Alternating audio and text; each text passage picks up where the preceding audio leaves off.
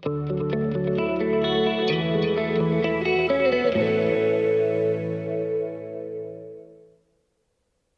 to the second episode of the series on loneliness. In this episode, we'll talk about strategies for managing and facing loneliness. There are plenty of ways to reduce the effects of loneliness.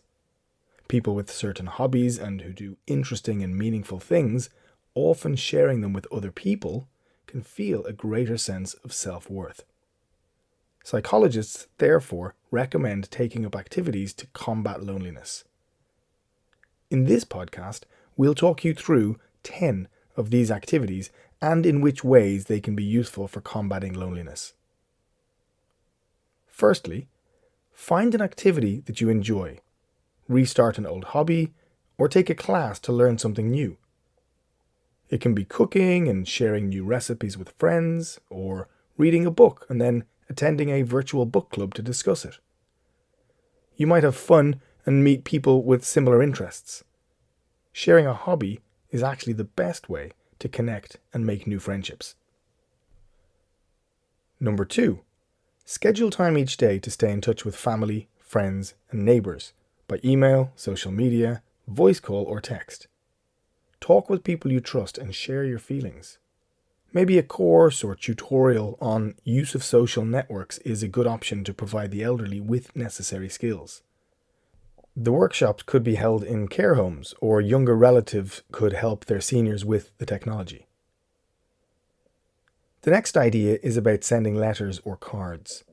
This is another good way to keep up friendships, and it always feels nice to receive something handwritten from a loved one.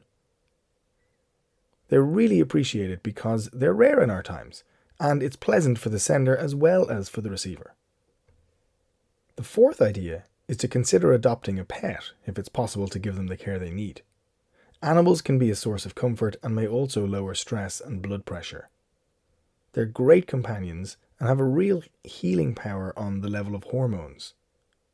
Research has shown that people who interact with animals may experience increased levels of oxytocin, otherwise known as the trust hormone, love hormone, or bonding hormone. In fact, one study found that the simple act of people making eye contact with their dogs when they got home from work increased oxytocin in a sample of participants.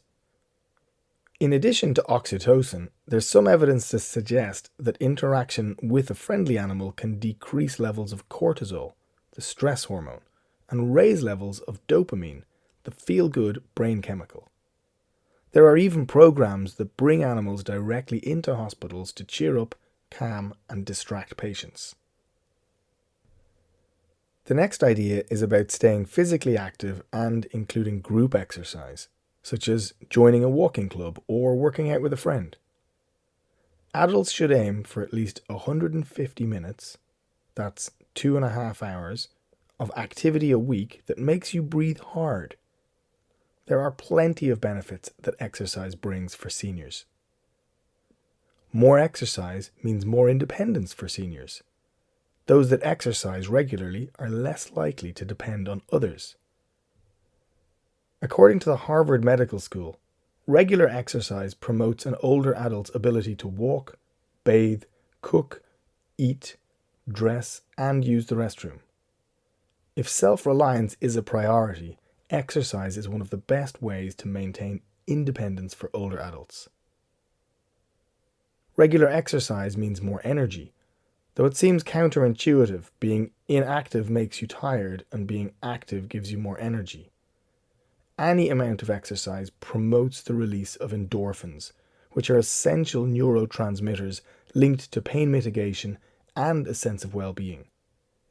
Endorphins combat stress hormones, promote healthy sleep, and make you feel more lively and energetic overall. Exercise helps prevent and counteract disease. A more active lifestyle can contribute to the prevention of heart disease, depression and diabetes, or reduce the unpleasant symptoms of these diseases if you already have them. If you're at risk of disease, exercise may be the key to warding off an unpleasant condition. Regular exercise also improves brain function. One of the most remarkable developments in health science is the revelation that the mind and the body are much more closely linked. A healthy body likely means a healthy mind, and seniors that exercise on a regular basis have improved cognitive health. The best types of exercise for the elderly are water aerobics, chair yoga, Pilates, and resistance band workouts. So, to recap the first 5 ideas, they are: take up an activity or a hobby, schedule time to stay in touch with friends or family, send handwritten notes or letters, adopt a pet, and stay active and exercise regularly. The next 5 are relatively quick and easy. Firstly, introduce yourself to your neighbours. Not only can they help build a sense of community, but they can also be there to offer support when needed. Next, find a faith-based organisation where you can deepen your spirituality and engage with others in activities and events. The third idea in this second set of 5 is to check out resources and programs at your local social service agencies, community and senior centres, and public libraries. Our second last tip is to get enough sleep. This may seem obvious, though it can be surprising how many people don't do this, and the negative effects on well-being a lack of sleep can have. Our final tip in this episode is to try volunteering. Not only will it provide an opportunity to do some meaningful work, but life can take on new meaning as you'll be helping your community. Thank you for listening.